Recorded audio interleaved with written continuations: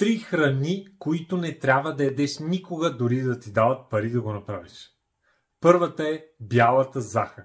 Не случайно я наричат още бялата смърт, защото не само, че е изключително вредна за абсолютно всеки процес в нашето тяло, но в същото време е и силно пристрастяваща, което ни кара да искаме, което означава, че хем ни вреди изключително много, хем ни кара да ядем повече от нея. Втората храна е всичките чипсчета, снакчета и всякакви такива боклуци, които няма нищо естествено в тях. Има абсолютно всякакви боклуци, химии, престрастяващи вещества, които пак както захарта не само ни вредят изключително много, но и ни пристрастяват към тях. И третото е почти всички видове безалкохолни напитки, да не кажа всичките студени чайчета, колички, фантички и всякакви такива боклуци, пак същото нещо правят. Не само, че изключително много ни вредят, но и силно ни пристрастяват. В случая и дехидратират, което ни кара да искам да пиеме още повече и пиеме още повече и сме още по-жадни и така нататък.